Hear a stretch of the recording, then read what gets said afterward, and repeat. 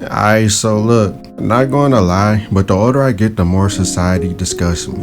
In this video, I'm going to speak on 5 things that I cannot stand about society's way of thinking, and things that they allow. Starting with it being normal for someone to have a baby with someone in the relationship not to work out.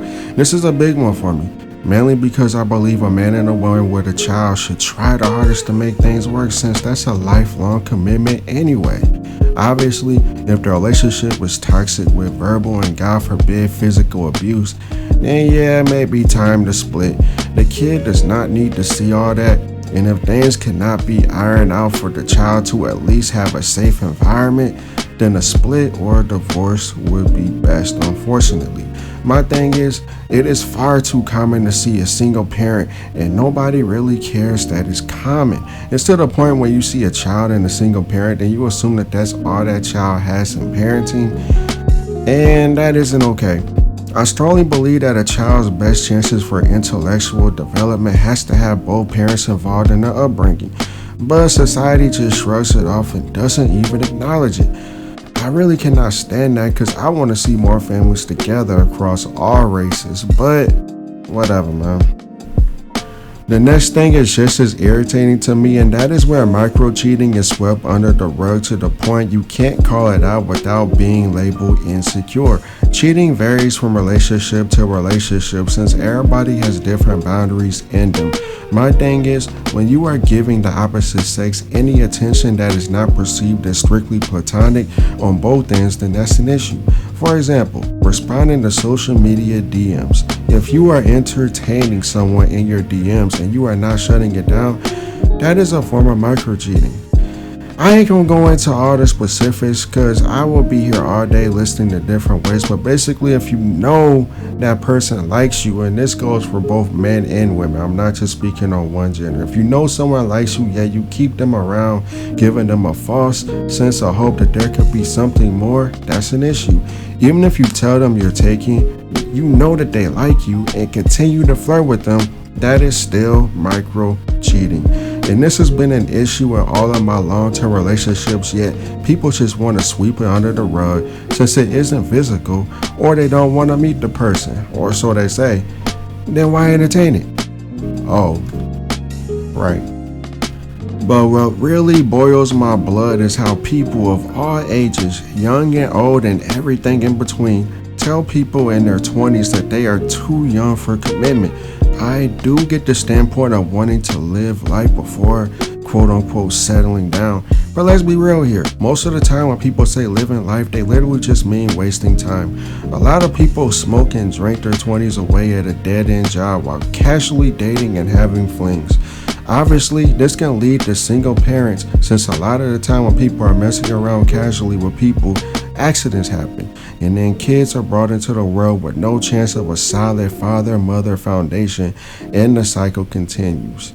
My thing is, if someone is too young to commit, then why do people in past generations get married in their early 20s and spend the rest of their lives together through the ups and downs? In today's time, why do we allow 18-year-olds to go to the army, or take out a loan, or vote, or be a corn actor or actress, etc., etc.? Look, y'all get it. It's a wild standard to push young adults to hook up and turn up culture, but it all makes sense when you realize the God of this world, and that's the devil.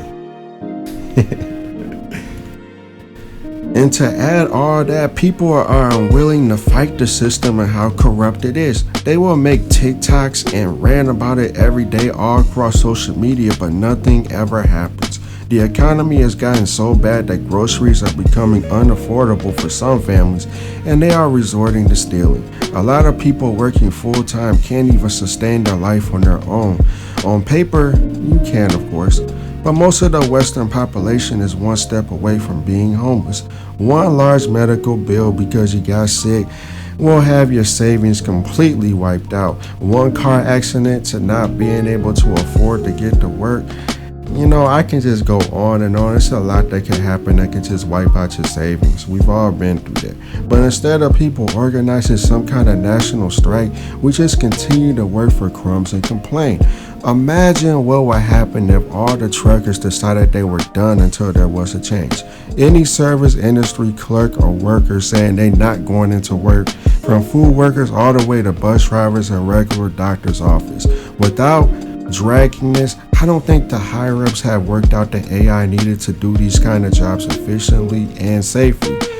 But people would rather go along with a system that is designed to keep the poor in huge amounts of debts and the rich getting more and more assets. The media has brainwashed people in accepting robots that are being programmed to do entry-level jobs across multiple different fields, while college graduates can barely land entry-level jobs in the fields that they study for. Studies that most end up in debt with most of their life, if not their entire life, because it be thousands, sometimes over $100,000. But whatever. It's really truly unsettling, man. And to top it all off, people are quicker to accept those going with the flow instead of going against the grain. What I mean is, now look, follow me. I'll be lying if I said I agree with everything I have heard people say. But to be real with y'all, I don't care about anyone else's opinion more than my own. I'll listen to what you have to say if we are close, or if you come off as having a lot of knowledge of what we're talking about, since I'm not arrogant and thinking I am always right and know everything. However, there has been so many times where I'll share my opinion and people will get upset with me. They will argue me down. Some try to slander me and others try to ostracize me when it's just my opinion. We were all given free will and supposedly free speech on this planet, but none of it is free in this land. If you go against popular opinions and have a mind of your own, you will be marked out in society. It does not matter your delivery being harsh or gentle. If it is not a popular opinion and the vast majority disagree, then you will catch hate and scrutiny. It is what it is.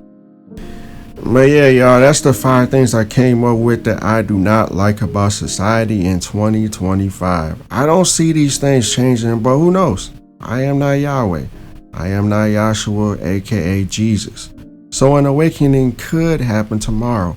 But realistically, since most people are followers, I just do not see that happening, unfortunately. I ain't gonna ramble too long, y'all. Please like the video, sub if you like the content and want more, and share the video around to those you know that will hear and understand this message. Oh, and comment down below if you agree or disagree. You can even add what you personally don't like about society. Bye, y'all. Much love and be safe.